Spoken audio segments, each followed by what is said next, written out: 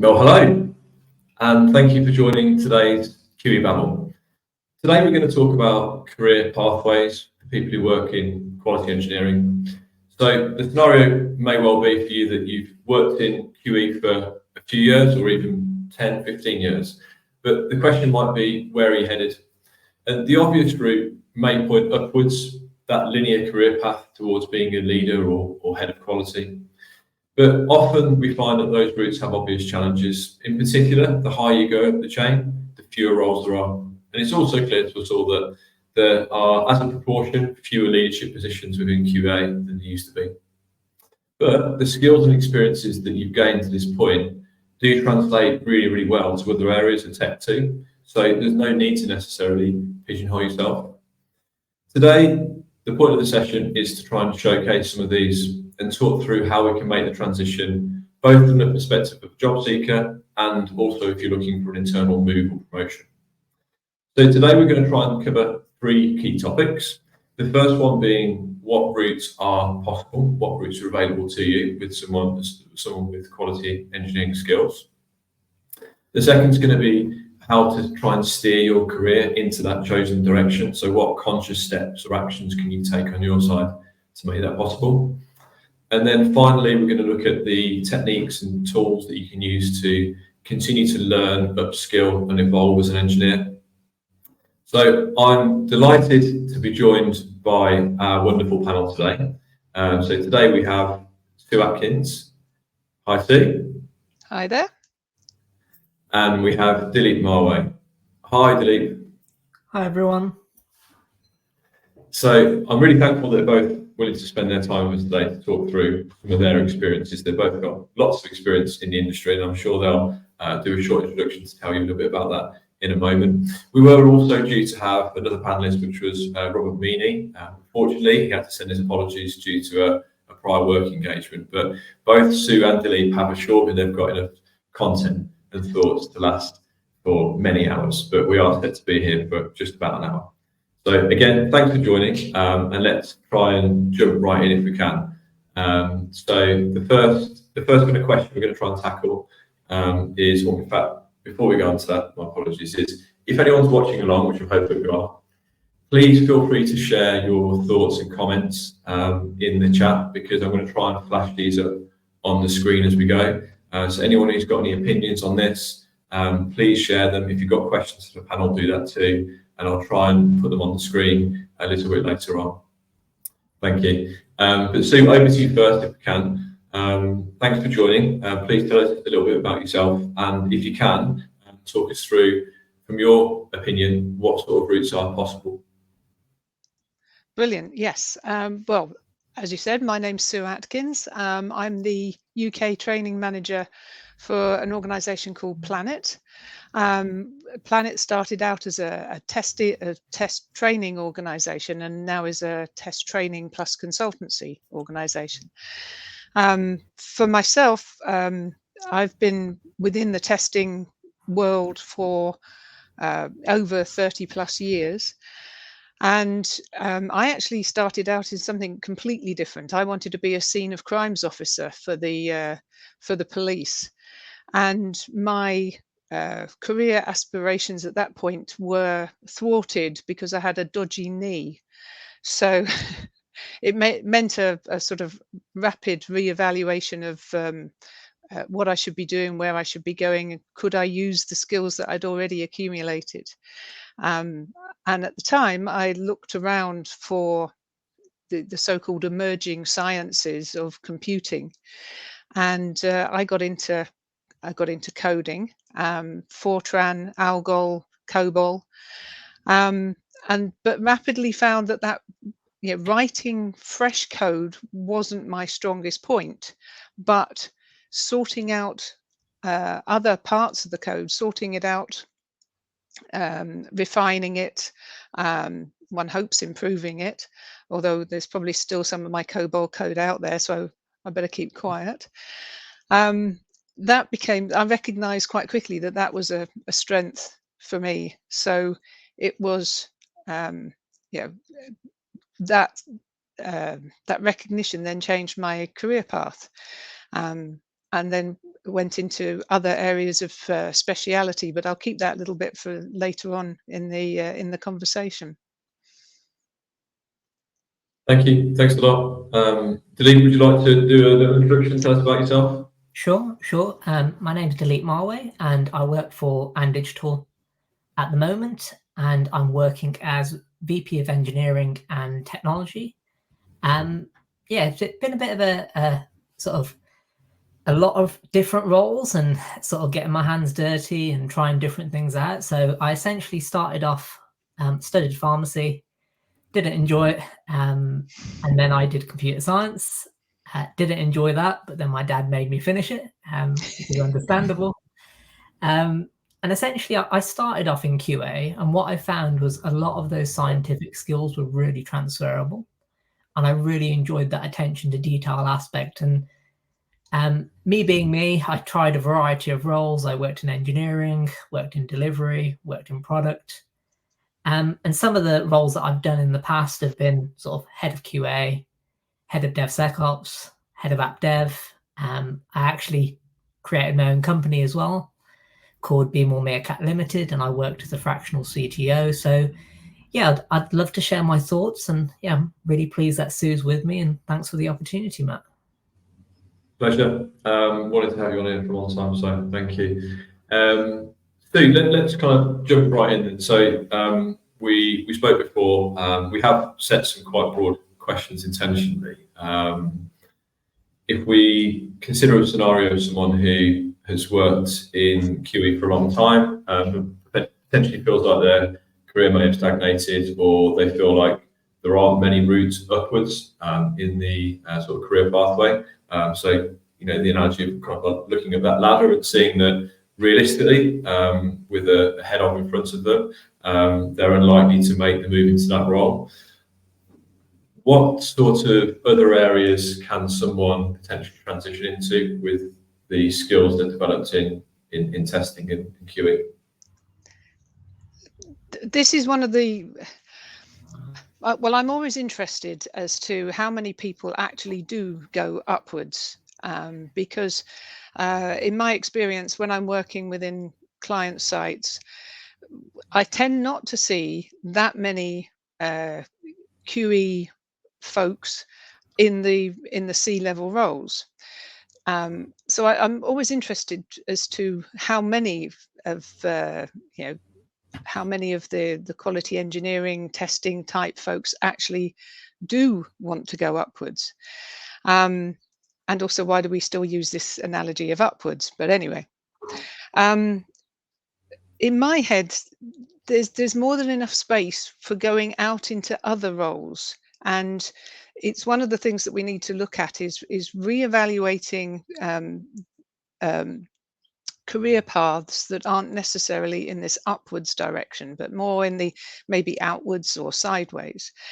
So a specialism, move out into something such as performance testing or accessibility testing. Become that specialist, become that key person in those particular areas. There's been a lot of talk over the last few years of T-shaped people and comb-shaped people. But if we take on a number of specialisms, then we can grow in those particular areas and become highly regarded, highly specialist in those particular areas. Okay. Thank you. Yeah, definitely makes sense to hone and direct your skills into a specific area. That makes a lot of sense, and it will mean that you'll have the chance to stand out more in a crowded space.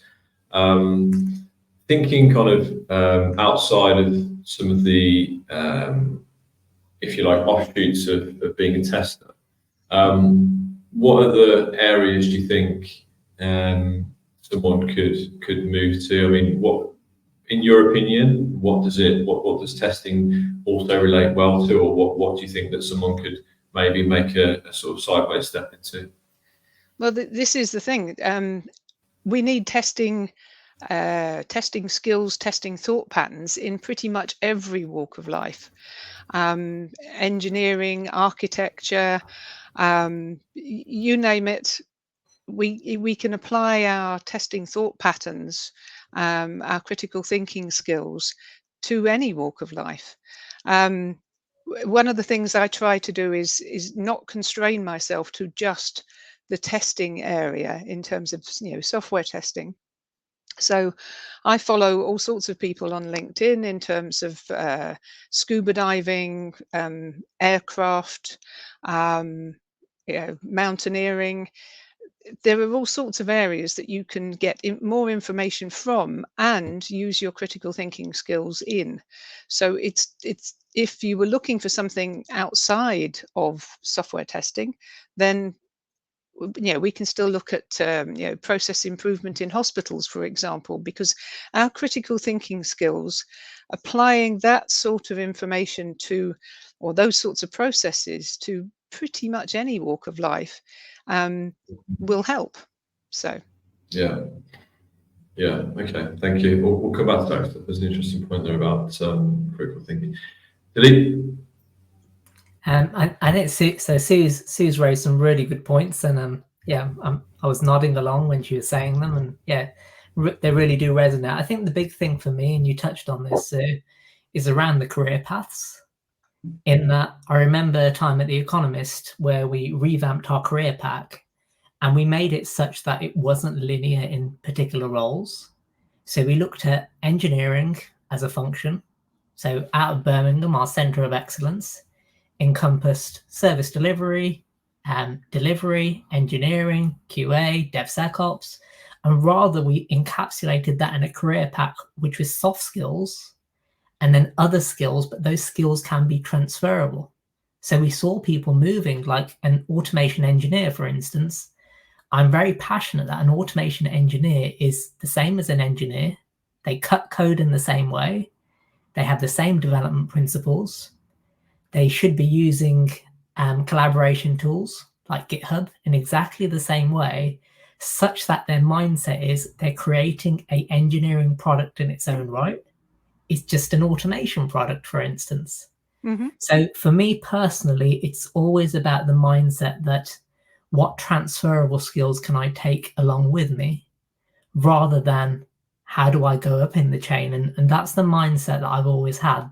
And if you ask me what skills have been most important to me at the C-suite, it's actually that quality skill set, and the fact that I remember somebody asked me yesterday and they said, why have you thought about 4 options for this? And I said, because I'm thinking of ways that it could fail.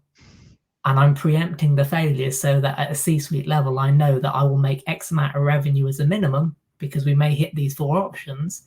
But I think it's that mindset, Matt and Sue, that's key, such that you work out what that key skill set is. So for all roles, like you said, Sue, you need really good communication. Mm. You need to be able to verbally communicate and write things in a clear and concise way. Use data as a guide. It's great for engineers. It's great for QA. It's great for DevSecOps. It's great for delivery. So I think working out those data points and working out what those transferable skills, they've served me well. And I'm still seeing those same skills that I probably saw 10 years ago in my career. I'm still seeing those in a C-suite. I'm still seeing those in head of roles. I'm still seeing those in engineering roles. I'm still seeing those in product roles. And that has allowed me to have a consistent sort of communication path of when I'm in these sort of head of roles, I can communicate with QA, I can communicate with developers, and I don't see a distinction between them. Rather, I want people in my team with that mindset, an open mindset where they see skills are transferable. I'm an engineer and I want to learn from QA. I'm a QA member and I want to learn from product.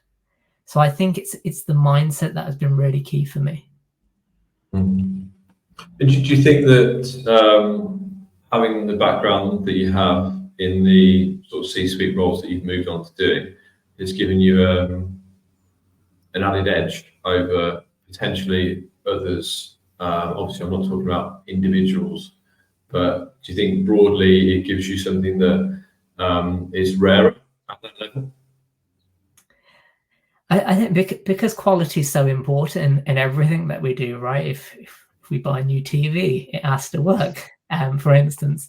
So I think just having that care about quality, it's allowed me to open those doors. And a CEO, for instance, what do they want? They want a customer to be happy.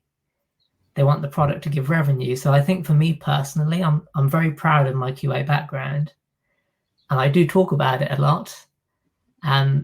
I think it's just key that you see what skills are transferable. Because for me, everyone should care about quality. Okay, thank you. So I think one of the hard things is, certainly when I talk to people, is they may well agree with many of the points you've made there around that there are other routes. You've given some good examples of what they might be, but it's the whole point around how they can go about doing that consciously. So we all know, we all understand that sometimes if you work for an organisation, you may get the opportunity to move into a new job that you hadn't even thought about before, and then all of a sudden your career is shifting into another direction, which is brilliant. And when that happens, it's great, but probably in reality, most of the time, it takes a conscious effort, conscious thought, or actions on the thought of the person to really shift themselves. So if we go to you on this, so how do you think people can try and make that change? What do you think they can do? I appreciate it's probably quite a difficult question to answer, but I'd love your opinion. Yeah, it is certainly a difficult question to answer in the context of a webinar like this. But the first thing I would say is be brave. Be brave. Focus on where you want to go. As a little story, I have an aged Alsatian dog. And this aged Alsatian, she's coming up for 15 years old. So she's, for an Alsatian, that's a pretty decent age, German Shepherd. But I have this blue ball. It's quite a large blue ball. It's, 8 inches across. When you get that blue ball out, that dog becomes a puppy again. She's ancient, she's got arthritis, etc., etc. You get this blue ball out, she's back to being a puppy. So in my family, in my world, I talk about finding your blue ball. So if you can actually sit down, think about what is it that works for you, what makes things easy for you and what makes things difficult for you. So you can identify things that cause you tension. I'm a visual thinker. So for me, to having go through long text documents, that's a real mental effort to concentrate on that, to actually get the information out of that. So I know that roles that involve lots of paperwork are probably not the best for me. So if you can understand yourself and what's going to give you that joy, the blue ball element, you can then start to build that career path for you. So be brave, focus on yourself, and identify your strengths and your weaknesses. And there are plenty of different ways that you can do that. And from that, you can identify which particular roles might be suited to you. And then you can work out, do you need some extra training around that? Do you need some mentoring or some coaching around that? Go to the relevant conferences, meet up with people, like-minded folks using the same techniques, the same approaches. And from that, you should be able to start to build that confidence in the thing that you're after, the roles that you're after, and getting out there in order to transition your career. Like it, thank you. Dileep, I hope Sue's left you with a few points to make. She's made some good ones there. No, it's really good points there. trying to think of a few points now because Sue did such a great job. I'd say the additional thing for me is a bit like engineering and things that you want to move fast. It's failing. You've heard the term failing fast. And for me personally, like Sue said, don't be scared to try new things. You may try them out. You may completely hate them. But I think failing fast and giving things a go and making that time to learn new things. So I remember early in my career, I always said, I want to learn one new thing a day. And I've still taken that through my career now. And it may be that certain things I don't really enjoy. Either I don't enjoy them because I don't want to do anything around those, or maybe it's the point that I need to learn in that area and there's development points needed there. So I'd say learning is key. And I think the key thing really, you touched on this, Sue, was getting a mentor and getting coaching. That really does make a difference. So I've mentored a lot of people myself, and I've had some great mentors myself who have helped me, and they've really helped me with those questions. I'd also say that use your family network or use your support network outside of work. Like you said, Sue, skills are transferable, and sometimes having that independent chat and relating that things at home to your work life, it can give you a spark to see, I really enjoy this outside of work. You know what? I'd really enjoy doing this in work, for instance. And I think that's important to see that things can be transferable. Another thing I'd say is do ask questions. Do speak to your peers. I always had a statement, and I always said this to my teams, what you say does matter. You've probably heard there's no such thing as a silly question. But ask questions, learn more of your peers. And I think if you've got that learning mindset, that will take you quite far down the line. It will help you out. And one thing I always say is there may be situations where you're in a situation and you feel, I don't like this, I'm not really enjoying what I'm doing. But if you switch that mindset to be, how can I get the best out of this situation? And what can I learn? Who can I learn off? I think that's a key sort of shift that you can have mentally, and we can all have that, right? In our personal lives and also in our work life. So I think having that sort of mindset is key.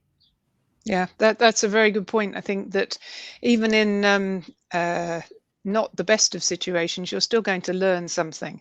Exactly. Not least, don't do it again. But you still find information out of those situations, and using that to work out what your next step might be can be immensely useful. Yes. Which goes back to your point about ultimately being brave and probably coming out slightly of your comfort zone. Having said that, though, of course, testers as a bunch, we're not afraid to ask questions. That's, I would say, that's probably one of our key skills, because if we go into meetings and we might be sitting there quietly just listening, but if a particular question hasn't been asked, then that's where we come in order to pick that up and ask the question. So mostly as a bunch, yes, obviously we're a mixed bunch, but as a bunch we're not that bad at asking questions.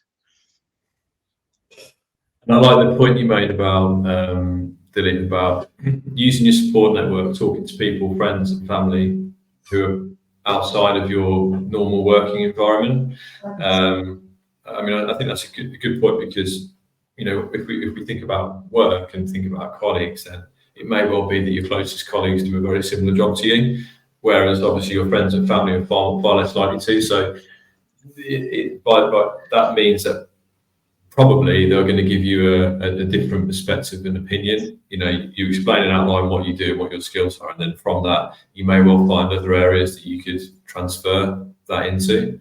And Sue had an example earlier of something which was completely unrelated to IT and tech, about process improvement in the NHS, but it comes from being inquisitive and asking questions and wanting to make something better. So I think that's great. I think that's a really good thing for people to be thinking about. It's quite easy to become quite siloed and just be looking down the same track all the time. It's good to kind of think outside the box and talk to lots of people. So that's really good. Thank you. We've covered loads of good points there. Focusing on yourself, definitely being brave, having a mentor as well. I think is a good idea, isn't it? Sue, if I can ask on that, what if someone wanted to get a mentor, how would you recommend they went about doing that? Yeah, that's an interesting one. There is a mentoring network, which the name and details escape me right now, and I will obviously add that onto any post later on. But LinkedIn is really quite useful. If you follow people on LinkedIn, then you can always ping them and see if they would be open to a mentor opportunity. As I say, that's probably where I've connected with most of the folks that I've mentored and that I've asked information from. Conferences as well. Having just come back from the amazing Eurostar conference, where we had probably 1,000 testers in one space, you meet up with folks that you can talk to. And again, ask if they'd be open to mentoring opportunities. Brilliant. Dileep, can I ask you about that as well? Because I think you might saying you do some work in that kind of area. Yes. So personally, I found that my university was really good. So I reached out to my university, and I started to mentor students on sort of the programs there, and then I also mentored on sort of the MBA program. So I think reaching out to your previous network is also key, especially given the fact that you've been through that cycle, right? And you can give advice, you can help people out. So I definitely say universities, that's a good network to reach out to. Also internally now, a lot of companies are starting to do sort of mentoring networks. We've got one internally at And Digital that works really, really well. And that's something that I would say definitely ask at your company, or if there isn't one, maybe propose the idea, right? It's a great thing and it'll really help people.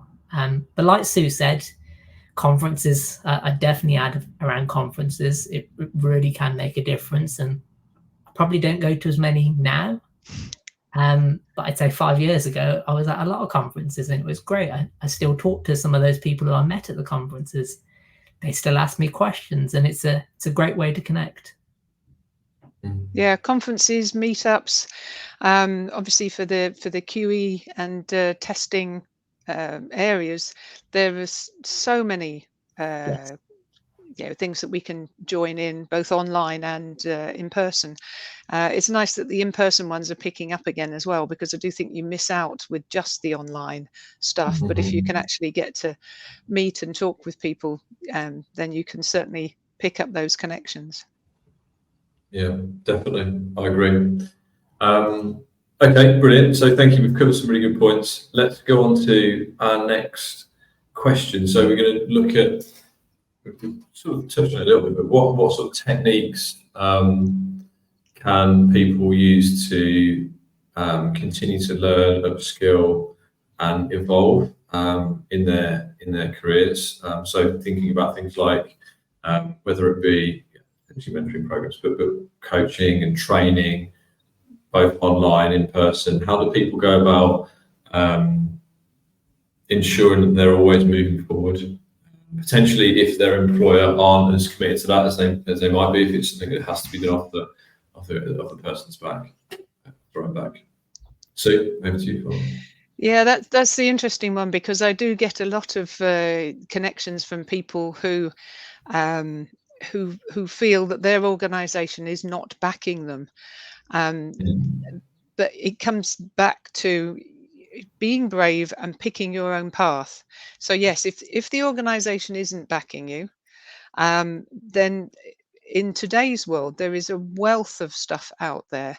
Obviously, you have to be a little bit careful, because it's like trying to learn how to rewire a house from a YouTube video. You've really got to be confident that the content that you're following is actually giving you the right information. But there are so many. Yeah, as I say, it's such a wealth of material out there that you can formulate your own training plan through what's out there. But my recommendation would be to make a schedule of it. Actually, make it a work type activity. So schedule it into your time, concentrate for a period of time on a particular topic, and then treat them like, as I say, building blocks in order to get to where you want to go in terms of your career path. Yeah. Yeah. Yeah, I love your analogy about rewiring a house. The internet, yeah, the internet's obviously a scary world, and there's a lot of content on there which might not be helpful. Just on that point, how, in your opinion, how do you think people should go about trying to find trusted sort of reliable sources for their for information on developing their career? Yeah, well, again, I'd come back to LinkedIn, because you've got profiles of key figures in the testing world, in the testing and quality engineering world. So if you can connect to them, quite a few of them have profiles on Udemy and other sites. You can of course connect to me, and I can point you in the direction of courses. We've got courses available within Planet as well. So it's a case of, I would say, it's a really good starting point. Go to LinkedIn, look at the so-called names within testing, and then see, have they done any courses? Where are their courses? And then you can pick up from those, and be prepared to invest in yourself. Don't sit and wait for your company to be providing you with all of this information. If you want to change your role, if you want to move through your career ladder, then I really think you've got to invest in yourself. Forgo a couple of bottles of wine in order to purchase a course somewhere. Yeah, yeah, I think that's a great point. I mean, I think you started off by saying that you often speak to people who tell you that their employers aren't invested in their career in the way that would want them to be, and often you probably can't do that much to affect that. If that's how your employer chooses to engage with you, it's unlikely you'll be able to make a wholesale change to their way of working in that respect. But what you can do, as you said, is to make positive steps and actions yourself. And I particularly like the point around formulate a training plan yourself, put something together, schedule it, put it into your diary, and obviously, you mentioned Planet courses there, and I'm sure they're wonderful, and there's lots of great content. It doesn't always, but there is also lots and lots of free content available to people as well. So again, I think that's the point that people might make, is that it's all very expensive to try to invest in yourself, but there's quite a lot of free content as well, isn't there? There's you can look at it in other ways as well. It doesn't have to be expensive. So for example, you could go, if you were starting out on a career in testing, you could go to the ISTQB website, you can download the syllabi, you can have a read through that, and then if you've connected with someone like myself who's been in testing for quite a few years, you can maybe set up a quick chat with them to talk through some of the elements that are in the course. You can take I would always recommend a blended approach. So you can do so far in terms of self-learning, but then I would also recommend that you actually connect with people in order to get the tricks, the traps, and the techniques that you might not be able to get from books and online type courses. So try and get a mixture in order to get the best learning for you, and also recognize your learning style, because not everybody, as I said right at the start, I'm not a reader. I can't easily read. I know I have to do it a lot for my work. So I've taught myself approaches in order to be able to do that. But if you give me an audio book, for example, or a visual, then it's way easier for me to accumulate that knowledge. So getting a mixture in the way that works for you and your learning style is the key. It doesn't have to be expensive, but be prepared to invest. Thank you. I've just put a message in the group there. So if anyone who's watching has got any ideas or what their favourite kind of free source of information or training is, then feel free to pop it into the chat and shout it out. Dileep, your views on this? How do you think people can go about kind of upskilling and making sure they're always evolving? So like Sue said, I think it's making the time for that investment. You're in charge of your career. Don't wait for someone else. Essentially, you have to make that time. And I think doing things consistently over time actually builds muscle memory, as they say, and things become easier, right? If you're struggling to sort of make the time in a week, do half an hour a day. Consistently do that time, and over time things become easier, and then it becomes a habit, right? I liken it to myself walking. I remember set myself a target. You know what? I'm going to walk 5 kilometers a day. It didn't work. But when I essentially started to do sort of half a kilometer a day for a week, I built up that muscle memory. The next week I moved to 1. Week after that, I moved to 1.5. And now I'm consistently doing it to a point that my day feels odd if I don't have that first walk in the morning. So I think building that memory, consistently doing things.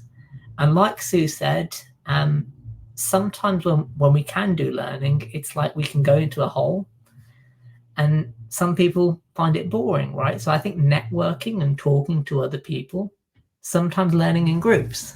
I like sort of the AWS qualifications that you see in a lot of engineering organizations, or QA members may also do those as well.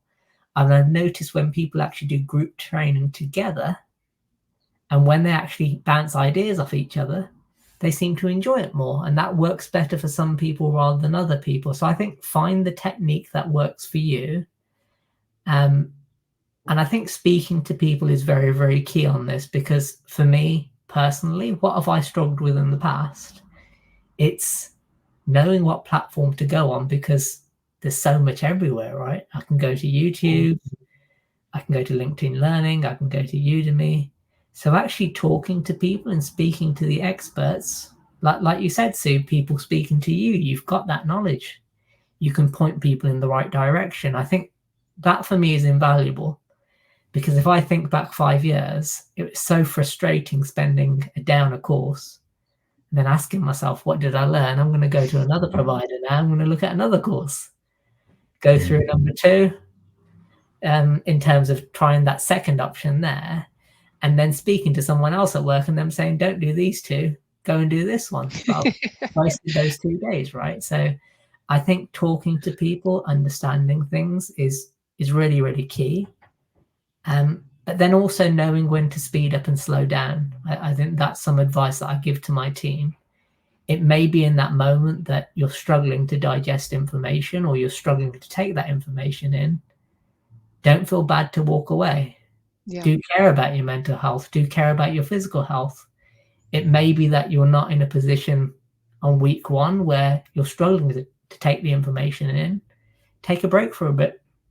Come back to it on week 2. You might be in a better space. You might find that you're finding it easier then. So I'd say, don't give up. Everything that Sue said, and reach out to those experts. Do talk to people.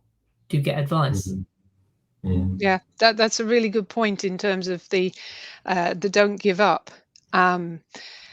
Yeah, because as I say, I don't read well, so I set myself a time. If I have to read something, I will do 15 minutes. And then at the end of that 15 minutes, it's asking myself the question, how do I feel? Can I carry on reading? If I can carry on, then I'll add another few more minutes to it. If I can't, then it's, yep, put it down, go find something else to do, and let the information sink in. And then when you actually come back to it, you do find that you've retained a lot more than you thought you did, Yes. rather than stressing about trying to get it in there. I find that, yeah, definitely. Yeah. I think it's, yeah, absolutely right. If you kind of get to the point then you've been, all right, I've digested as much as I can for now. And if you're too rigid at that point, then you may end up not remembering what you've learned to that point, and also not enjoying the task of learning or reading in the first place. So it makes you less inclined to go back and do that activity in the future. A bit like Dileep said actually about the walking and setting yourself too high a bar to start with. One of the sort of common scenarios that I get when I talk to testers is people who, and this is a slightly different point, but someone's made it in the group. I think it'd be good to try and cover it. Is there's a lot of people who haven't worked in test automation who would want to. So a pathway might be that they want to develop their test automation skills. How do you think they should go about doing that? And how are they going to pick the right path or the one that's going to give them the best chance of being employable? Because there's lots of options, right? Dileep, do you Can want I to go go with to that you one? first? Yeah. Sure.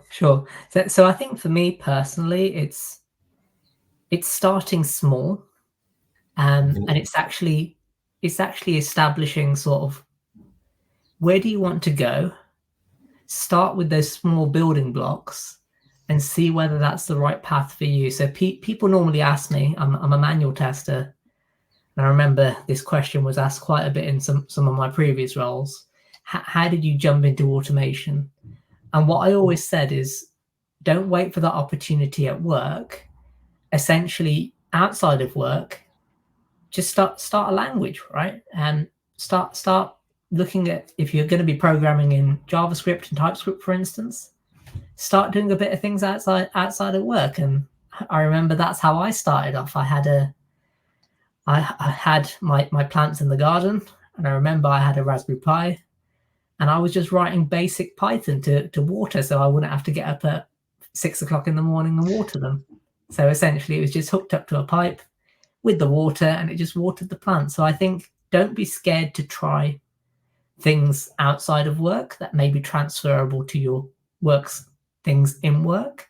And then essentially, I'd say if it doesn't work for you, maybe you don't enjoy a particular language, try something else. There will be something there that you do enjoy. So for me personally, it may not be automation. It may be performance testing. It may be security. It may be accessibility, for instance. I went through a phase, I think 6 years ago, where I was really passionate about accessibility testing. And I remember I did courses and I helped to make sure that our web products and our mobile products were WCAG 2.1 AA compliant. And I had a real passion for that.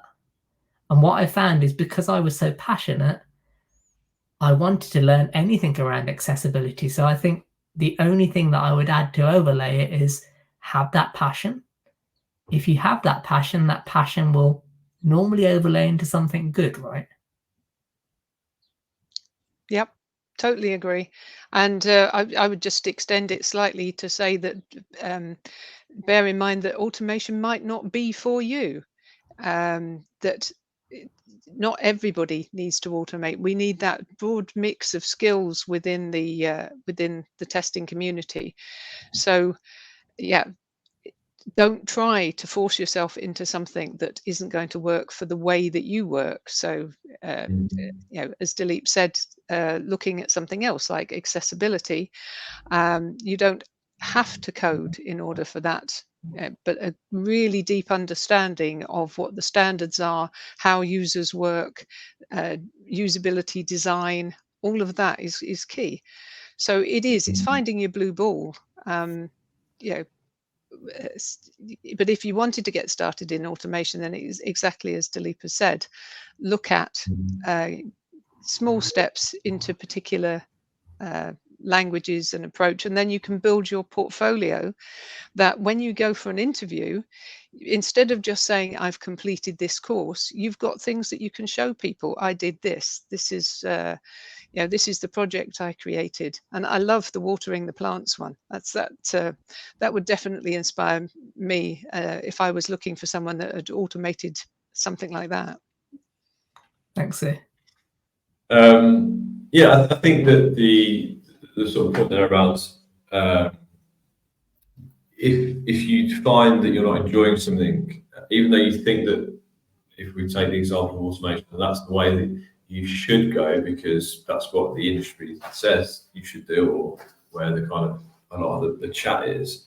Even if you don't enjoy it or you just can't take to it, you can obviously go off and try and hone down and specialize in something else. And actually the way that the kind of modern working world has changed, in that so much more hybrid remote working now, if you have a very sort of niche specific set of skills and you live in an isolated part of the country where within 30 miles there aren't any employers who would recruit that skill, I think 10 years ago that would have been more of an issue, because you think, well, okay, I've learned how to code in X language, but there's no one in the area who uses it, so what's the point in that? But actually now you can get picked up for a job anywhere in the world, and it's happening increasingly. So I think that's a point to kind of bear in mind, that you're not going to make yourself unemployable because you've learned a scarcely used skill or specialism. It can absolutely still be used somewhere. I can definitely attest to that, because I live in the middle of a forest on the Scottish-English border, and I work for an Australian company. So yeah, that's pretty diverse.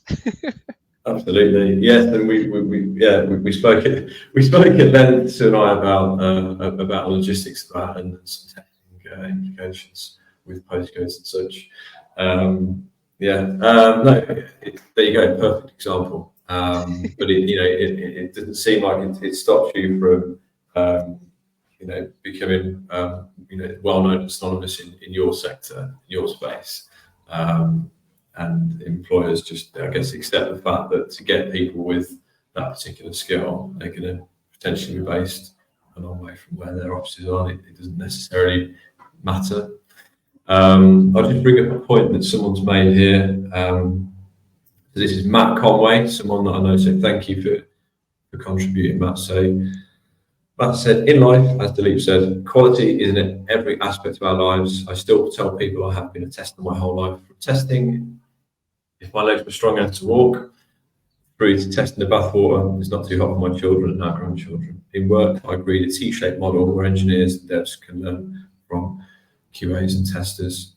And I suppose the kind of modern ways of working now, in that teams are a lot more collaborative and joined together as a group, rather than being kind of isolated silos of testers sit here, developers sit here, gives you the chance to learn a lot more about what someone else does, because you're much more likely to be sitting next to a developer or a DevOps engineer than you might have been 10 or 15 years ago. Yeah, I think it's, hi Matt, I know Matt as well. So yeah, it's about the aptitudes. As the folks on the team, we should be valuing everybody's aptitudes within the team. I'm really not a great fan of this labeling as to whether we're testers, developers, etc., etc. We're on a team trying to create something, and it's the aptitudes of the team that we need to look at and play to those strengths. Correct. Sue's completely right there. I think it's more about the team. And I remember sort of when I was setting up this engineering hub in Birmingham, just little things like putting out the trash, right?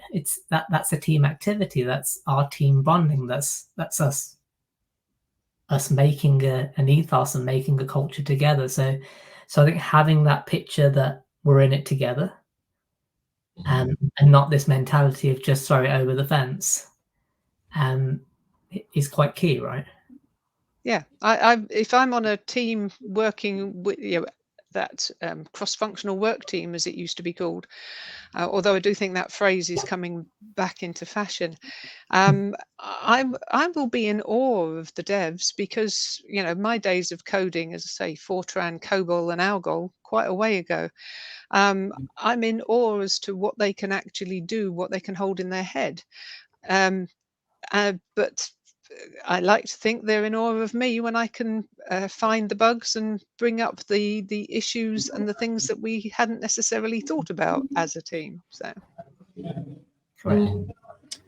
I've got another question here, actually from Matt again. I can't flash it up due to a technical issue, but I'll read it out. So, don't tell me there's a bug.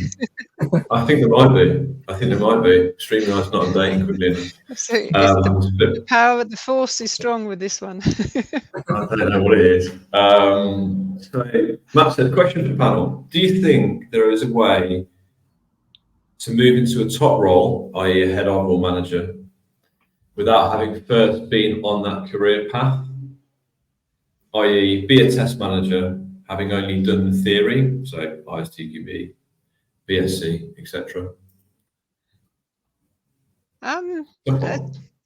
Yeah, an interesting one. Again, it's going to come down to skill set. It's going to come down to aptitudes. If you are a good team manager, then I think you will probably grasp what testing is about and should be able to manage that team. But it's understanding the people that are in your team. So that's the key element. For me, you need to understand why testers and QE folk will behave in the way they do. Testing is like any other project. We do have our destabilizing dependencies that can knock us off track that other projects might not have. We don't know how many bugs we're going to find on a project, but it's fundamentally project management. Testing is a project within a project. If you are looking at it in terms of maybe more the V model than specifically agile. So yeah, I think you probably could, if you were to put somebody in that role that had a good team management background. Thank you. Dileep, any views on that? I'd have to agree with Sue in that for me personally, it's that sort of people-focused aspect. I'm really caring about people because for me personally, how have I looked after sort of large teams, sort of 150 plus people? It hasn't actually been being in the weeds and actually saying, let me see your code, or let me see what you're testing, let me see your test cases. It's me trusting the team and making sure that they've got me there protecting them, that if they do get something wrong, it's fine to fail, right? We'll learn as a team. We're a team here. I make mistakes. Everyone in the team can make mistakes. That's life, right? We'll learn from it. So I think it's those leadership skills that I would say, and it's actually trusting your team, having a culture, having a positive culture that means that you're a high performing team, but then also making sure that people feel safe. Because for me personally, if people feel safe, they will experiment. I always use the term, be more curious. If people have those skills, that's what matters, right? I actually called my company Be More Meerkat because meerkats are curious. And that was how I started these conversations, in that I like questions. That's how I started off in QA. And that's a skill that I'd say that if you are getting to those head of C-suite positions, you still are curious.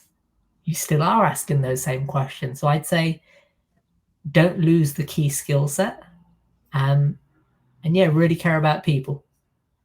Yeah, and be open to ideas as well, not just Right. your ideas. If somebody else has got a great idea, then see if you can make that reality.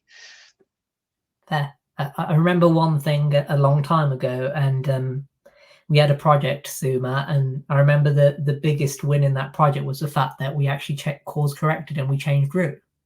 And the leaders weren't scared to actually say, look, we made a mistake, we've gone down the wrong path. Someone in the team has got a better idea. And I remember as a team, we celebrated that fact. And I think that's important, that it shouldn't just be one person's voice. Essentially, you're a team.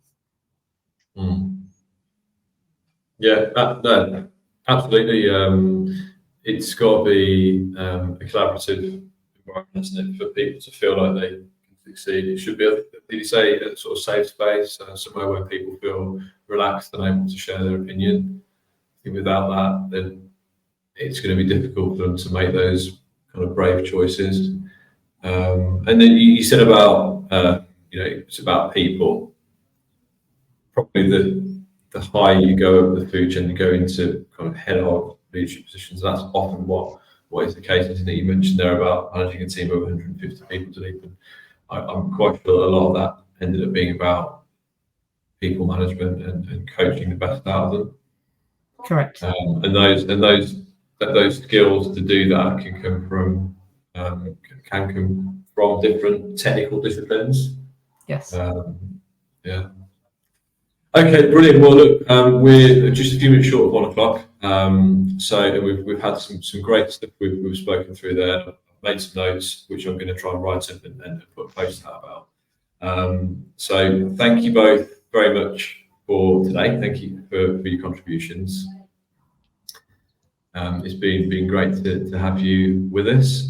The event will be on YouTube. The link will also be live on LinkedIn for a while longer. So if anyone is watching this later on, then feel free to share your thoughts and comments with me in a message. I'd be delighted to hear your feedback. We are going to be doing lots more QE Babbles. The next one's going to be around test automation and looking at tools and the fundamentals of automation. The date for that is TBC, but it's looking like the beginning of September now, with a short break over the summer holidays. But thanks again for watching. Thanks for the questions that have come in as well. And most of all, thanks to Sue and Dileep for their time today. Brilliant. Thank you very much for hosting us, Matt. Thanks for having us. Pleasure. Thank you. Pleasure.